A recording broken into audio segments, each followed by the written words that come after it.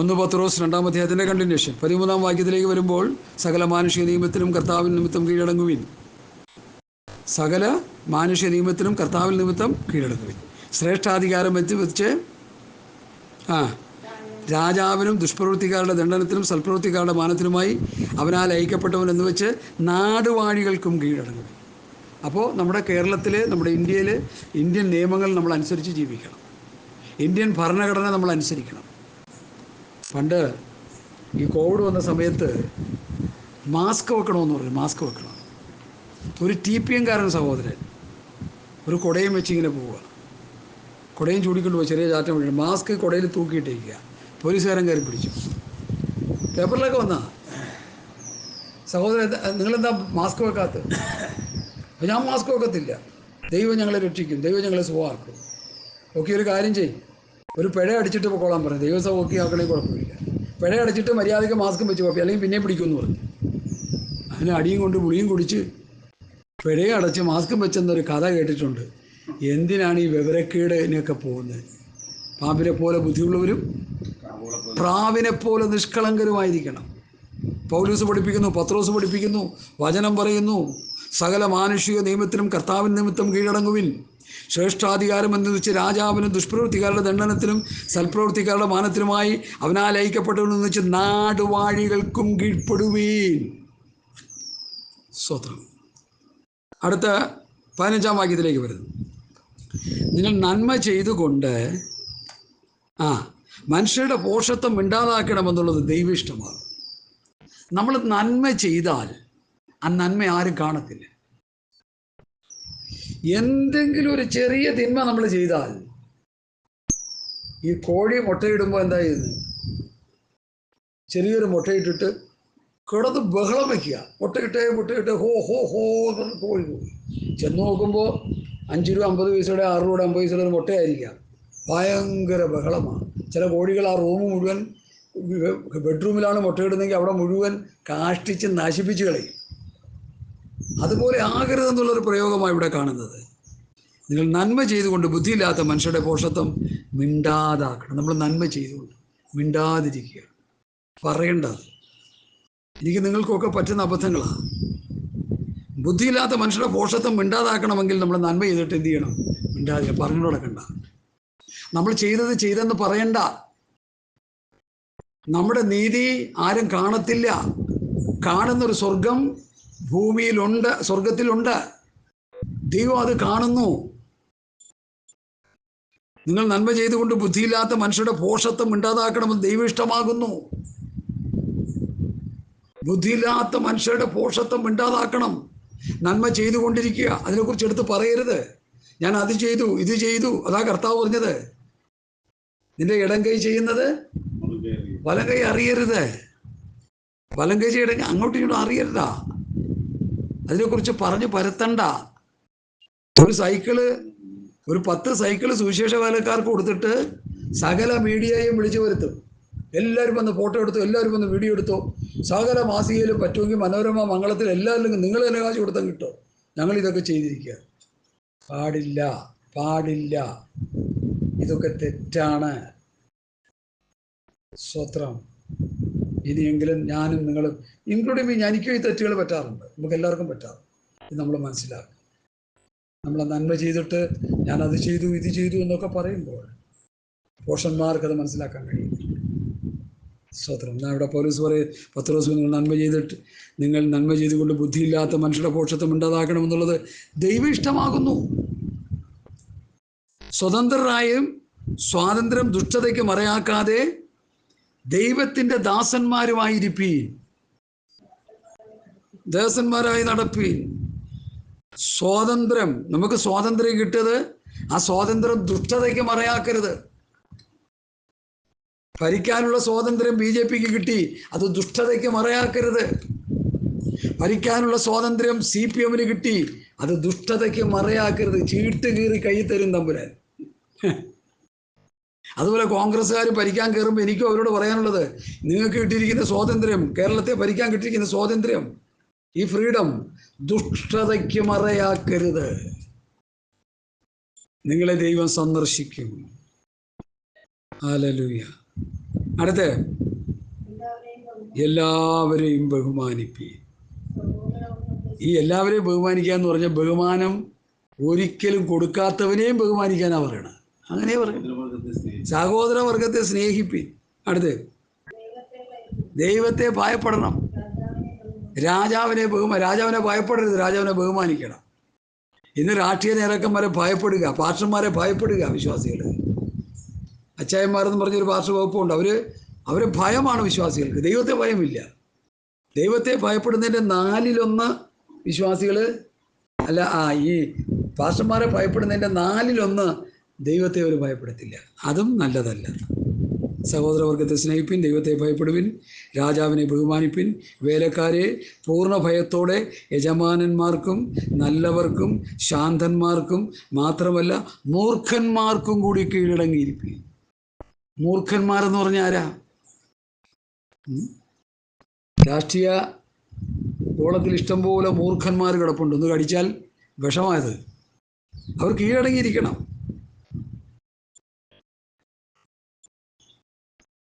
ആത്മീയ ഗോളത്തിലുണ്ട് മൂർഖന്മാർ, ഇഷ്ടംപോലെ മൂർഖന്മാരുണ്ട്. കോടതിയിൽ പോകുന്ന മൂർഖന്മാർ. അവർക്ക് കീഴടങ്ങിയിരിക്കണം. അവിടെ വിഷം ചീറ്റുന്ന സന്ദർഭങ്ങളൊക്കെ വരും. കീഴടങ്ങിയിരുന്നോണം, അതാ പറയുന്നത്. ഒരു വല്ലാത്ത പദപ്രയോഗമാണ് ഇത്. എങ്ങനെ എടുത്തു പറയണമെന്ന് എനിക്കറിയത്തില്ല.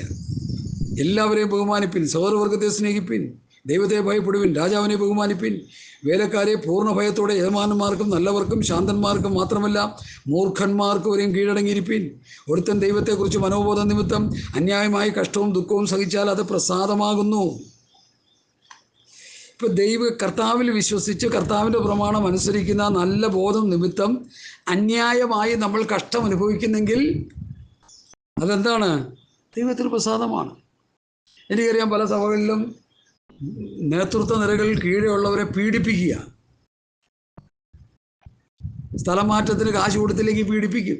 അങ്ങനെയൊക്കെ ഇഷ്ടം പോലെ ഉണ്ടെന്ന്. ഇന്നത്തെ ആത്മീയ കൂടത്തിൽ കിടക്കുന്ന കാര്യം പുറത്ത് പറയാൻ ലജ്ജയാണ്. അതുപോലത്തെ കാര്യങ്ങൾ. പീഡനം നടത്തുന്ന പാസ്റ്റർമാരെ കുറിച്ച് നമ്മൾ കേട്ടുകൊണ്ടിരിക്കുകയല്ലേ? പീഡിപ്പിച്ചിട്ട് പുറത്തിറങ്ങി കഴിഞ്ഞപ്പോൾ പുറത്ത് പറഞ്ഞാൽ കൊന്നുകളയെന്ന് പറഞ്ഞ പാസ്റ്ററിനെ എനിക്കറിയാം. ഫോട്ടോ സഹിതം എൻ്റെ കയ്യിലുണ്ട്. പുറത്ത് പറഞ്ഞാൽ എന്ത് ചെയ്യും? കൊന്നുകളയും നിന്നെ. അവരും പാസ്റ്റർമാരാണ്. ഇവിടെ ആത്മീയ ഗോളത്തിൽ ആരൊക്കെ ഉണ്ടെന്ന് ചോദിച്ചോ? മൂർഖന്മാർ കിടപ്പുണ്ട്, വിഷബന്ധുക്കൾ കിടപ്പുണ്ട്, ഒത്തിരി ഒത്തിരി കാറ്റഗറിയിൽപ്പെട്ടവർ കിടപ്പുണ്ട്. പ്രിയമുള്ളവരെ, എന്തുകൊണ്ടാണ് ഇങ്ങനെയൊക്കെ ഉള്ളതെന്ന് ചിന്തിക്കുമ്പോൾ എനിക്കൊരു മറുപടി പറയാനുള്ളത്. എന്താണ് മറുപടി എന്നറിയാമോ? കള പിഴുത് കറിഞ്ഞാൽ കളയോടുകൂടി നല്ല വിത്ത് പിഴുതു. അതിൻ്റെ അർത്ഥം കളയ്ക്ക് വേണ്ടിയുള്ള ഉപദേശവും ഒക്കെ കൊടുത്ത് അവരെ ശാസിച്ചേൽപ്പിച്ച് ചിലപ്പോൾ നല്ല മനുഷ്യർ കൂടി അതെന്തായിരിക്കും? പ്രയാസമായി. അതുകൊണ്ട് ഉപദേശം പറയേണ്ടെന്നോ ശാസിക്കേണ്ടെന്നോ തർജ്ജനം ചെയ്യേണ്ടെന്നോ പുറത്താക്കരുതോ ഒന്നും വരുന്നില്ല. അതൊക്കെ യോഗ്യമായി ദൈവവചന വസ്തുപ്രകാരം ചെയ്യാം. പിന്നെന്താ പറ? മരണത്തിലല്ല, മരണത്തിലുള്ള പാപം ചെയ്തവനെ കണ്ടാൽ എന്ത് ചെയ്യണം? പുറത്താക്കണം.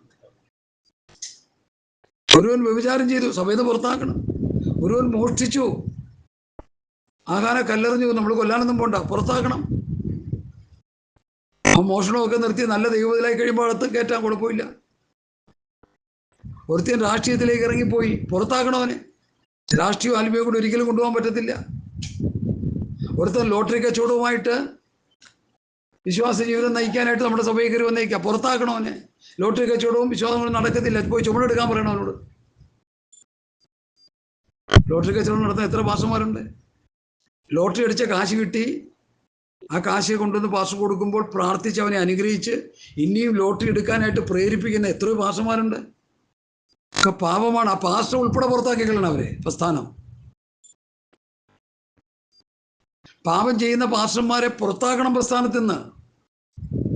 ഘോരമായ പാപം ചെയ്ത വിശ്വാസികളെ പുറത്താക്കണം പ്രസ്ഥാനത്തിൽ നിന്ന്. ഒരു കഥ ഞാൻ പറയട്ടെ, ചിരിക്കരുത് കേട്ടോ. ഒരച്ഛനോട് പറഞ്ഞു, മദ്യപാനികളെയൊക്കെ ഇങ്ങനെ സഭയിൽ വെച്ചുകൊണ്ടിരുന്നാൽ നമ്മുടെ സഭ നശിച്ചു പോകത്തില്ലേ? മദ്യപാനികൾ ഈ സഭയിൽ വന്നുകൊണ്ടിരിക്കുന്നവരെ മുഴുവൻ പുറത്താക്കിയില്ലെങ്കിൽ അച്ചോ നമ്മുടെ പ്രസ്ഥാനം തളർന്നു പോകും, തകർന്നു പോകും. അച്ഛൻ്റെ മറുപടി, എടോ സഭയിൽ ആള് കാണത്തില്ല. സഭയിൽ ആ ഒരു ഗതികെട്ട അവസ്ഥ നമ്മുടെ ഇടയിലും ആയിത്തീർന്നു എന്ന് എനിക്കൊരു സംശയം. മദ്യപാനികളെയും വ്യഭിചാരികളെയും കള്ളന്മാരെയും കവർച്ചക്കാരെയും ചേർത്ത് കൊണ്ടുപോകുന്ന ഒരു സമൂഹമായി നമ്മുടെ പെന്തക്കോസ്ത് സമൂഹം ജീർണിച്ചു പോയി. സഹോദരങ്ങളെ, കർത്താവ് വരുമ്പോൾ ഇങ്ങനെയുള്ളവരെ ദൈവം കണക്കിന് ശിക്ഷിക്കും. അതുകൊണ്ട് സഹോദരന്മാരെ, അപ്പോസ്തലന്മാരുടെ ഉപദേശം അനുസരിച്ച് ശുശ്രൂഷ ചെയ്യുന്ന പാസ്റ്റർ സഹോദരന്മാരെ, നിങ്ങൾ ദൈവവചനത്തിൻ്റെ നീതിയോടെയുള്ള വിധി വിധിക്കുക, അല്ലെങ്കിൽ ദൈവം നിങ്ങളെ ന്യായം വിധിക്കും. നമ്മളിവിടെ ഒരു മദ്യപാനി വന്നാൽ ആദ്യമായിട്ട് വന്നു നമ്മളവരോട് പറയും, സഹോദര വന്നത് കോട്ടെ, കുഴപ്പമില്ല, ഇനി നിന്റെ മദ്യപാന ജീവിതം ഉപേക്ഷിക്കണം. അവൻ ഉപദേശിച്ച് അവൻ്റെ മദ്യപാനം മാറ്റിയെടുത്ത ഭയത്തിനുണ്ട്. എല്ലാ ദിവസവും അവൻ 4 വിട്ടിട്ട് കയറി വന്നാൽ അവൻ്റെ സ്വോത്രാഴ്ച മേടിച്ച് തിന്നാനിരിക്കുന്ന പാസ്റ്ററാണെങ്കിൽ ആ പാസ്റ്ററും അവനും നിറയത്തില്ല. ഞങ്ങളുടെ ചർച്ചിൽ, എൻ്റെ പ്രസ്ഥാനത്തിൽ, എനിത്ര ധൈര്യമായി പറയാനുള്ള കാര്യം ഇതാ, ഞങ്ങളുടെ പ്രസ്ഥാനത്തിൽ മദ്യപിച്ചൊരു സഹോദരൻ വർഷങ്ങളോളം എൻ്റെ കൂടെ ഇരുന്ന് ആരാധിച്ചു, പാടി പ്രാർത്ഥിച്ചു, ആരാധിച്ചു.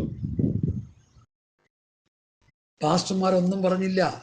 എനിക്ക് വല്ല വട്ടും തെക്കും വടക്കും അറിഞ്ഞൂടാത്തൊരു കാലമായിരുന്നത്, രക്ഷിക്കപ്പെട്ടു വന്ന കാലമാണ്. ഇന്നൊക്കെയാണെങ്കിൽ പറപ്പിച്ചതന്നെ ഞാൻ അവനോട് സ്വത്രം. അപ്പോൾ പാസ്റ്റർ പറയുക അതെന്തോ ആരുമില്ല. കാരണം കേന്ദ്ര ഗവൺമെൻറ് ജീവനക്കാരൻ അവൻ്റെ ദശാംശം പിടിച്ച് തിന്നുകൊണ്ടിരിക്കുക പാസ്റ്റർമാർ. ഒരെണ്ണം നന്നായിട്ടില്ല പാസ്റ്റർമാർ, എനിക്കറിയാം. അവരാ നടത്തപ്പെട്ട ജനവും നശിച്ചു പോയി. ഒരു പിന്നാമ്പുറം ഞാൻ പുറകോട്ട് തിരിഞ്ഞ് നോക്കുമ്പോൾ എനിക്ക് അത്ര വേദനയുണ്ടത്. ആ പ്രസ്ഥാനമേ നശിച്ചു പോയി. വ്യഭിചാരികളുടെയും മദ്യപാനികളുടെയും ഒരു വലിയ സംഘമായിരുന്നു അത്. ഹല്ലേലൂയ! എന്തുകൊണ്ടിങ്ങനെ സംഭവിക്കുന്നു? ഒരു സഹോദരൻ മീറ്റിംഗ് കഴിഞ്ഞ് പുറത്തോട്ട് ഇറങ്ങുമ്പോൾ ബീഡി എടുത്ത് ഇങ്ങനെ വലിച്ചുകൊണ്ട് പോകും. ഞാൻ നോക്കുമ്പോൾ അയ്യോ ഇതാരും ചേച്ചേ, അയ്യോ തിമിത്തിച്ചാനല്ലേ പോണത്. പുകവലി, മദ്യപാനം, മറ്റ് പാപപ്രവൃത്തികൾ തെറ്റാണെന്ന് പാസ്റ്റർമാർ പറയത്തില്ല. എന്താ കാര്യം? അത് പറഞ്ഞാൽ അവർ പോകും, വരുമാനം നിൽക്കും, സ്വോത്രാഴ്ച നിൽക്കും. നിങ്ങളൊരു ചർച്ചിൽ പോകുമ്പോൾ 50 100 രൂപ കൊടുക്കുക, അവരെ അവതാ നോക്കുന്നത്, നിങ്ങളുടെ ആത്മരക്ഷയല്ല. ആ പണം 10 100 പേരിലാവുമ്പോൾ എനിക്ക് കാശത്രയായി. അല്ല, അവർ നിറയാം, അവരോടെങ്കിലും പോട്ടെ, ഞാനും നിറയത്തില്ലേ പോടും, പിന്നെ അവരും നിറയത്തിൽ പോലും കുഴപ്പം. അവസ്ഥയിലായിപ്പോയില്ലേ? അല്ല പ്രിയമുള്ളവരെ, എന്നെ കർത്താവെ കർത്താവെ എന്ന് വിളിക്കുന്ന ഏവരുമല്ല സ്വർഗസ്വനായ പിതാവിൻ്റെ ഇഷ്ടം ചെയ്യുന്നവരത്രേ സ്വർഗരാജ്യത്തിൽ പോകുന്ന ആരാണ് വിഷയം? നമുക്ക് സ്വർഗരാജ്യമാണ് വിഷയം, നമുക്ക് ദൈവരാജ്യമാണ് വിഷയം, നമുക്ക് പുതിയ ആകാശം പുതിയ ഭൂമിയാണ് വിഷയം, നമുക്ക് രൂപാന്തര ശരീരമാണ് വിഷയം. നമുക്ക് വേണ്ടി പങ്കപ്പാടേറ്റ കർത്താവിൻ്റെ മുഖം കണ്ട് കർത്താവിനെ ആരാധിക്കുക എന്നുള്ളതാണ് നമ്മുടെ വിഷയം. സ്തോത്രം, ഹല്ലേലൂയ. അല്ലാതെ ഈ ഭൂമിയിലെ കാര്യങ്ങളല്ല പ്രിയമുള്ളവരെ. ഈ ഭൂമിയിൽ കഷ്ടപ്പാടും ബുദ്ധിമുട്ടും ദാരിദ്ര്യമൊക്കെ വെച്ച് നമുക്ക് ജീവിക്കും, സാരമില്ല. നീതിമാന്റെ സന്തതി ആഹാരം ഒരുക്കുന്നത് ഞാൻ കണ്ടിട്ടില്ല. നേരോടെ നടക്കുന്നവർക്ക് ഒരു നന്മയും മുടക്കയില്ല. ഇന്നലെയും പറഞ്ഞു ഞാൻ കൊലോസ് ലേഖനത്തിൽ. അതുകൊണ്ട് നീതി ചെയ്തുകൊണ്ട് നടന്നാൽ, നീതിമാന്മാരായി ജീവിച്ചാൽ, നേരോടെ നടന്നാൽ നമുക്കൊരു മുടക്കവും കർത്താവ് വരികയില്ല. അന്നെന്നുള്ളത് തരും. പിന്നെ കിൻഡി ചിക്കനും പിസ്തയും തിന്നാൻ കിട്ടത്തില്ലെന്നേ ഉള്ളൂ. 2 ചാളയും ചാറും കൂട്ടി ആശ്വസിച്ചു കൊള്ളണം. എന്താ കുഴപ്പം? എനിക്കൊരു അച്ചായനറിയാം, ഒരു വാസനറിയാം, ഒരു ചാള ഇച്ചിരി ചാറും കൊടുത്താൽ മതി, പുള്ളിക്ക് സുഖം. 15 ചാളയൊക്കെ വറുത്ത് തിന്നാലേ അവളെന്ന് വെച്ചാൽ എങ്ങനെയാ? വേണ്ട, ഞാൻ ചോദിക്കട്ടെ, ചാള കൂടുതൽ വന്നതിന് വറുത്തതിനുള്ള ഒരു ദോഷമില്ല സഹോദരാ. മലി 50 രൂപയ്ക്ക് ചാള വന്നിരിക്കുക, 10-15 വറുത്തതിന് എന്താ കുഴപ്പം? ഇല്ലാത്ത സമയത്ത് ബുദ്ധിമുട്ടുകളെ കടം മേടിച്ച് ചാള മേടിക്കരുത്. 2 കിട്ടണം വെച്ച് തിന്നോണം ഈ പറഞ്ഞതിൻ്റെ അർത്ഥം മനസ്സിലായോ? കടം മേടിച്ച് തിന്നാൻ നിൽക്കരുത്, പട്ടിണി കിടന്നോണം. ഞങ്ങളൊക്കെ പട്ടിണി കിടന്ന കൂട്ടത്തിൽപ്പെട്ട ഞാൻ എൻ്റെ കാര്യം പറഞ്ഞു, ഞാൻ പട്ടിണി കിടന്നുണ്ട് ഇഷ്ടം പോലെ. എന്ന് വെച്ച് കിട്ടാൻ നേരത്തെ എല്ലാം വലിച്ചു വാരി തിന്നുക എന്നുള്ളതുമല്ല, നമുക്ക് ആവശ്യമുള്ളത് കഴിക്കുക. എൻ്റെ ഇന്നത്തെ കാഴ്ചപ്പാട് കർത്താവ് എനിക്ക് തന്നിരിക്കുന്നത് ഈ നിർമ്മലമായ ദൈവവചനം തിന്നുക, ഭക്ഷിക്കുക. നമ്മളിവിടെ ഈ നിർമ്മലമായ വചനമാണ് ഭക്ഷി കൊടുത്തുകൊണ്ടിരിക്കുന്നത്. ഇത് വിട്ടിട്ട് ഈ ഇടയ്ക്ക് ഒരു അച്ചായൻ പറഞ്ഞു, അവനവൻ്റെ വീട്ടിൽ കിട്ടുന്ന നല്ല ഭക്ഷണം വിട്ടിട്ട് തട്ടുകടയിൽ പോയി മരുന്നടിച്ച് വെച്ച് തിന്നുന്നവനെ എന്തോ വിളിക്കണം? അജിനാമുട്ട, ചീഞ്ഞ മീന്, ചീഞ്ഞ ഇറച്ചി, കുരുമുളകും മറ്റ് കെമിക്കലൊക്കെ ഇട്ട് ആ ചീവിൻ്റെ മണം മാറ്റി നമുക്ക് തരിക. അത് തിന്നു കഴിയുമ്പോൾ, കുറേ നാൾ തിന്നു കഴിയുമ്പോൾ നമുക്ക് ക്യാൻസർ, നമ്മുടെ കിഡ്നി, നമ്മുടെ ആന്തരിക അവയവങ്ങൾക്കെല്ലാം ക്ഷതമേൽക്കും. അതുപോലെ ഈ ആത്മീയ ആഹാരം പ്യുവർ അപ്പോസ്തലന്മാരുടെ ഉപദേശം, പഥ്യവചനം, പഥ്യോപദേശം, ക്രിസ്തുവിൻ്റെ ഉപദേശം, ക്രിസ്തുവിൻ്റെ പ്രമാണം, സ്വാതന്ത്ര്യത്തിൻ്റെ തികഞ്ഞനായ പ്രമാണം, രാജകീയനായ പ്രമാണം, കർത്താവായ യേശുക്രിസ്തുവിൻ്റെ പഥ്യവചനവും ഭക്തിക്കൊത്ത് ഉപദേശം. ഇത് ഭക്ഷിച്ചുകൊണ്ടിരിക്കുന്നവർ ആരോഗ്യം ബലമൊക്കെ കാണും. പുറമെയുള്ളവൻ ക്ഷീണിച്ചു പോലെ അകമുള്ളവൻ ബലം കാണും. അവൻ മരിച്ചു കഴിഞ്ഞാൽ സ്വർഗത്തും പോവും. ഈ തട്ടുകടയിൽ തിന്നുന്നവരൊക്കെയോ ഈ പുളിച്ചതും വളിച്ചതും ഒക്കെ ചീഞ്ഞു പോയ ഇറച്ചിയെ ആ ചീവിൻ്റെ മണം മാറ്റി ടേസ്റ്റാക്കി തീർക്കുന്ന ആഹാരത്തിൽ ചേർക്കുന്ന സാധനങ്ങളുണ്ട്, അറിയാം. അത് ഹോട്ടലുകളിലൊക്കെ ചെയ്തുകൊണ്ടിരിക്കുക. അത് മാരകമായ വിഷങ്ങൾ അടിച്ചാണ് മനുഷ്യൻ ഇന്ന് ആഹാരം കഴിക്കുന്നത്. ദൈവമക്കളോട് എനിക്ക് പറയാനുള്ളത്, മാരകമായ ദുരുപദേശങ്ങളൊക്കെ വലിച്ചു വാരി തിന്നാൽ നിങ്ങൾ അവസാനം നശിച്ച് നരകാഗ്നിയിലേക്ക് പോകാനിട വരും. അതുകൊണ്ട് പത്രോസ് അപ്പോസ്തലൻ പറയുന്നു, ആകയാൽ സകല ദുഷ്ടതയും എല്ലാ ചതിവും എല്ലാ വാജ്യഭാവവും എല്ലാ അസൂയയും എല്ലാ നുണയും വിട്ടു നീക്കിക്കളഞ്ഞ് ഇപ്പോൾ ജനിച്ച ശിശുക്കളെ പോലെ രക്ഷയ്ക്കായി വളരുവാൻ ദൈവവചനമെന്ന മായമില്ലാത്ത പാല് കട്ടി കൂടിയതും കട്ടി കുറഞ്ഞതുകൊണ്ട് അപ്പോസ്തലന്മാർ തരുന്നുണ്ട്, കർത്താവ് തരുന്നുണ്ട്, പ്രവാചക പുസ്തകങ്ങളിൽ അത് കിട്ടുന്നുണ്ട്. അത് കട്ടി കൂടിയതും കട്ടി കുറച്ചതും രക്ഷിക്കപ്പെട്ടിട്ട് എൻ്റെ കാലദൈർഘ്യം അനുസരിച്ച് ക്രമാതീതമായി കട്ടി കുറച്ചും കട്ടി കൂട്ടിയും കൊടുത്ത് വിശ്വാസികളെ വളർത്തിയെടുക്കുന്ന ശുശ്രൂഷാ വൃന്ദങ്ങൾക്ക് വേണ്ടി തലയറഞ്ഞ് പ്രാർത്ഥിക്കേണ്ട കാലഘട്ടം അതിക്രമിച്ചിരിക്കുന്നു. ഹല്ലേലൂയ, സ്തോത്രം. അതുകൊണ്ട് എന്നെ കേൾക്കുന്ന പ്രിയപ്പെട്ടവരെ, നമ്മുടെ അവസ്ഥകളെ നന്നായിട്ടൊന്ന് കാണണേ. ഹല്ലേലൂയ. ഞാൻ ഇതിനെ ഇത്രയൊക്കെ പറയുന്നതെന്ന് ചോദിച്ചാൽ, ആരും നശിച്ചു പോകരുത്. ബഹുമാനിക്കേണ്ടവരെ ബഹുമാനിക്കണം, സ്നേഹിക്കേണ്ടവരെ സ്നേഹിക്കണം. പത്രോസ് പറയുന്ന, സഹോദരന്മാരെ സഹോദരവർഗത്തെ സ്നേഹിപ്പിൻ, ദൈവത്തെ ഭയപ്പെടുവിൻ, രാജാവിനെ ഭയപ്പെടുവിൻ, എല്ലാവരെയും ബഹുമാനിപ്പിൻ. വേലക്കാരെ പൂർണ്ണ ഭയത്തോടെ യജമാന്മാർക്കും നല്ലവർക്കും ശാന്തന്മാർക്കും മൂർഖന്മാർക്കും കൂടെ കീഴടങ്ങിയിരിപ്പിൻ. ഒരുത്തൻ ദൈവത്തെക്കുറിച്ചുള്ള മനോബോധം നിമിത്തം അന്യായമായി കഷ്ടവും തുങ്കവും സഹിച്ചാൽ അത് പ്രസാദമാകുന്നു. നിങ്ങൾ കുറ്റം ചെയ്തിട്ട് അടികൊള്ളുന്നത് സഹിച്ചാൽ എന്ത് യശസ്സുള്ളൂ? അല്ല, നന്മ ചെയ്തിട്ട് കഷ്ടം സഹിച്ചാൽ അത് ദൈവത്തിന് പ്രസാദമായിരിക്കുന്നല്ലോ. അത് ദൈവത്തിന് പ്രസാദം, അതിനായിട്ടല്ലോ നിങ്ങളെ വിളിച്ചിരിക്കുന്നത്. അപ്പോൾ നിങ്ങൾ കുറ്റം ചെയ്തിട്ട് അടി കൊണ്ടാൽ എന്ത് വിശേഷത എന്നാ ചോദിക്കും. ഒരുത്തൻ മദ്യപിച്ചൊരു കടയിൽ കയറി ഒന്ന് വിളവുണ്ടാക്കി, അവൻ ആൾക്കാരടിച്ചിട്ട് തല്ലി. അതവന് കൊള്ളേണ്ടത് തന്നെയാണ് കേസ്. എന്താ, കുറ്റം ചെയ്യാതെ ഒരുത്തനെ തല്ലിക്കളഞ്ഞാൽ അതാണ് അങ്ങനെ. സുവിശേഷം പറയുന്ന സുവിശേഷകരെ തല്ലുന്നുണ്ടല്ലോ. ഈ കഴിഞ്ഞ ദിവസം ഞങ്ങളുടെ ബോവസ് എന്ന് പറഞ്ഞൊരു പാസ്റ്ററിനെ പ്രസംഗിച്ചു കൊണ്ട് നിൽക്കുമ്പോൾ RSSകാർ BJPക്കാർ ഒന്ന് പരസ്യമായിട്ട് തല്ലിയാളുടെ പ്രസംഗം നിർത്തിക്കളഞ്ഞു. ഇവിടെ മദ്യപിച്ച് മതോന്മത്തനായി ദേശത്ത് നാട്ടുകാർക്കും വീട്ടുകാർക്കും എല്ലാവർക്കും പേടി സ്വപ്നമായിരിക്കുന്നവർ നെഞ്ചും നിവിരുന്ന് നടക്കുന്നുണ്ടല്ലോ. അവരെ എന്താ തല്ലാത്തത്? നീ എന്തിനാടാ നിൻ്റെ ഭാര്യയെ തല്ലുന്നു, മക്കളെ തല്ലുന്നു, നീ എന്തിനാടാ അയൽവക്കാരെ തല്ലുന്നതെന്ന് പറഞ്ഞിട്ട് പോയിട്ട് അവരെ തല്ലാത്തത് എന്താ?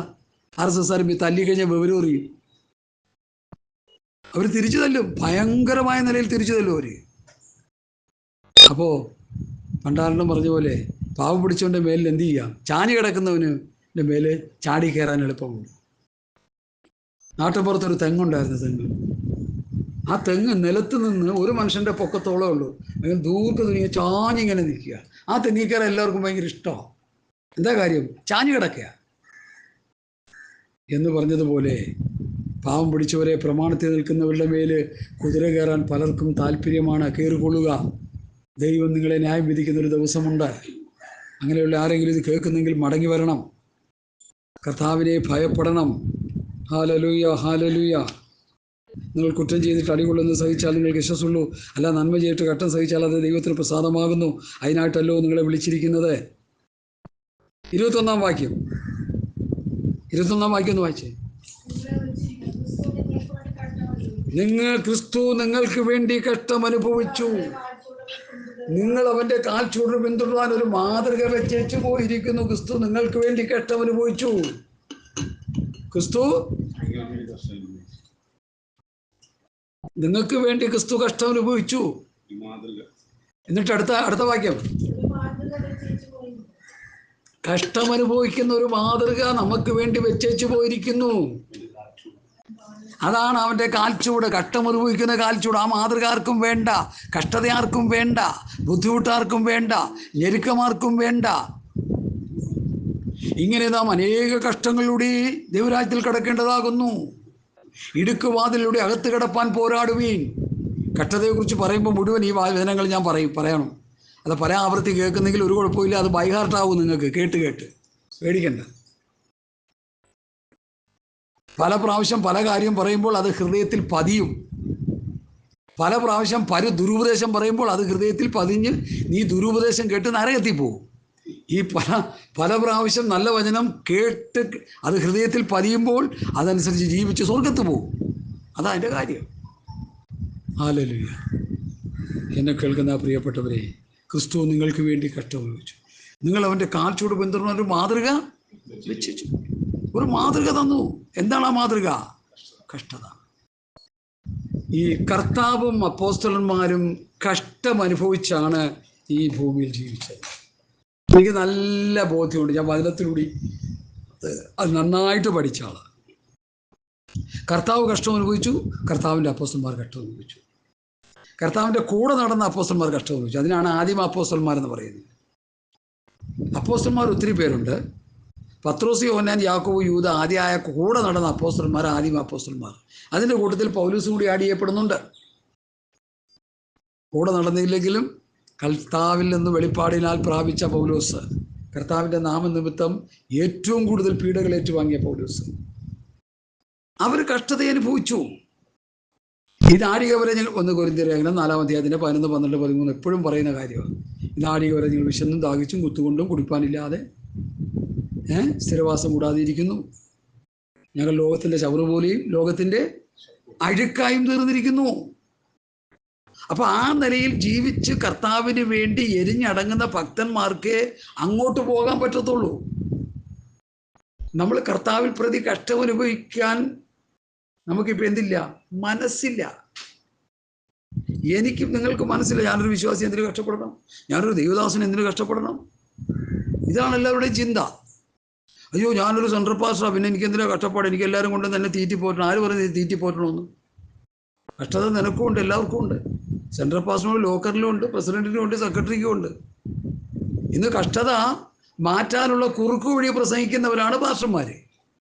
എന്താ?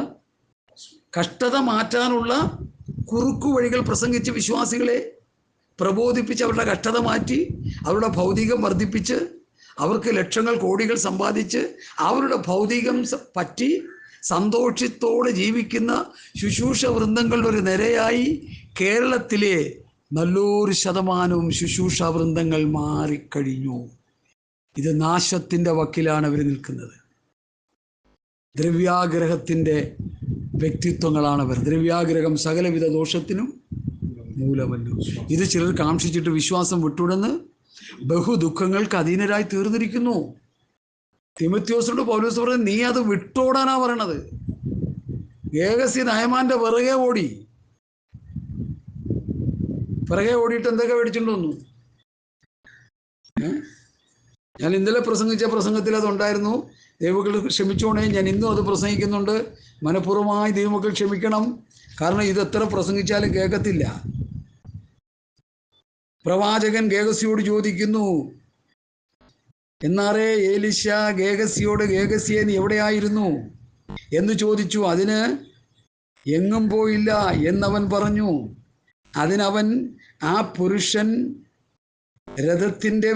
രഥത്തിൽ നിന്നിറങ്ങി എതിരേറ്റപ്പോൾ എൻ്റെ ഹൃദയം നിന്നോടുകൂടെ പോന്നിരുന്നില്ലയോ? എന്നിട്ട് ചോദിക്കുന്നൊരു ചോദ്യം പെന്തക്കോസ്തുകാരോട് ഞാനും ചോദിക്കുക. ദ്രവ്യം സമ്പാദിപ്പാനും വസ്ത്രം, ഒലിവ് തോട്ടം, മുന്തിരിത്തോട്ടം, ആടുമാടുകൾ, ദാസീദാസന്മാർ, ഏക്കർ കണക്കിന് സ്ഥലം, ഇതൊക്കെ വാങ്ങിക്കൂട്ടുന്ന പെന്തക്കോ സമൂഹമേ, നിങ്ങൾ ഗേഹസിയുടെ കൂട്ടുകാരാണ്.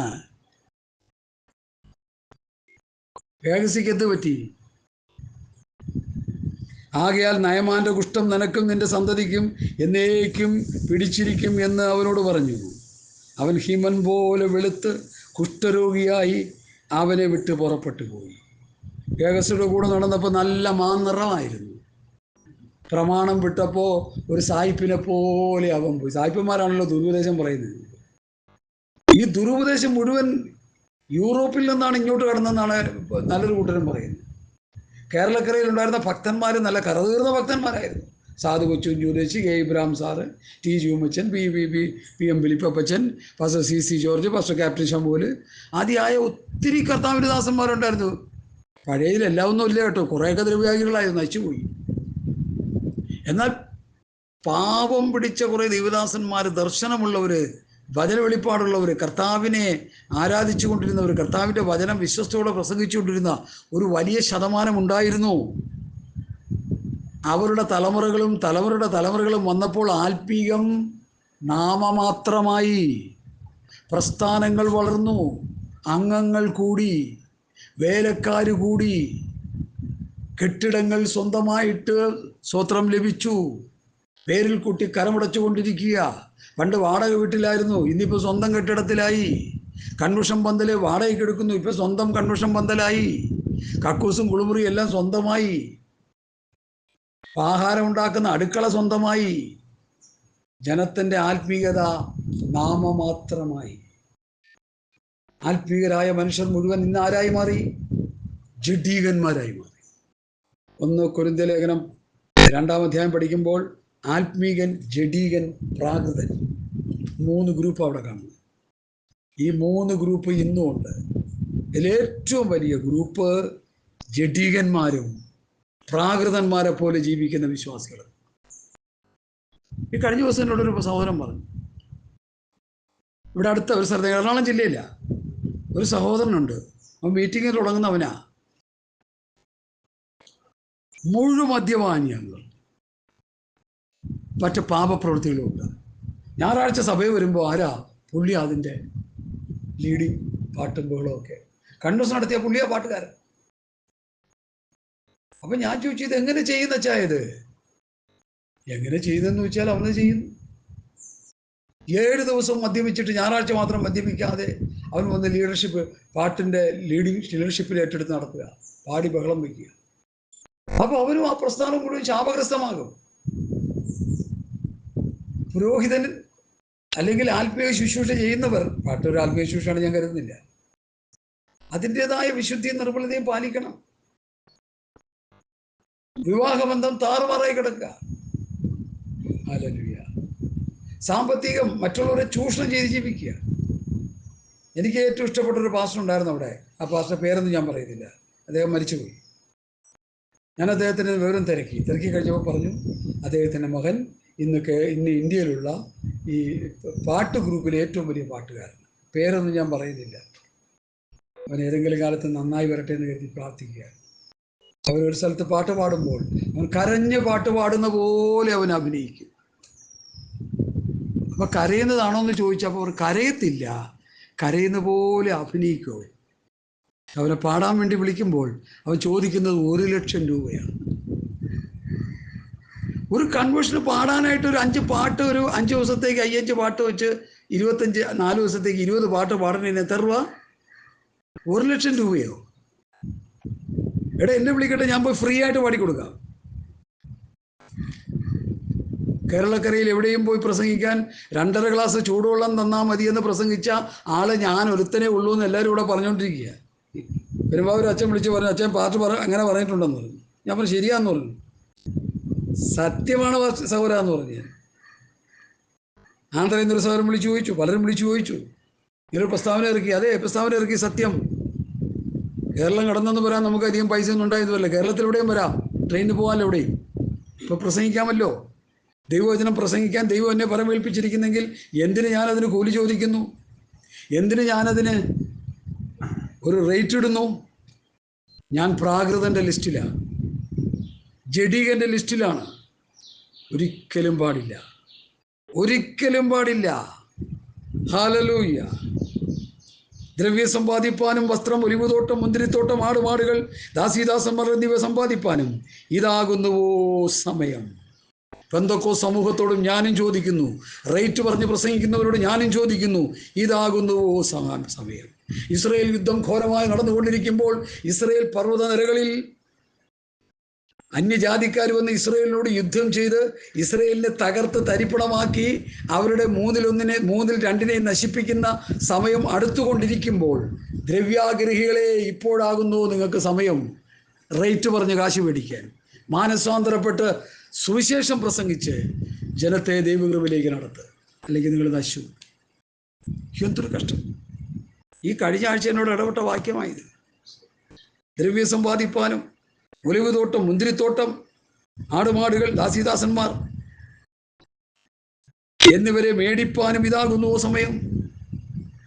ചില പാസ്റ്റർമാർ വിശ്വാസത്തിൽ ആൾക്കാർ, ശുശ്രൂഷകന്മാരെ വിലയ്ക്ക് മേടിക്കുക, സഭകളെ വിലയ്ക്ക് വാങ്ങുക.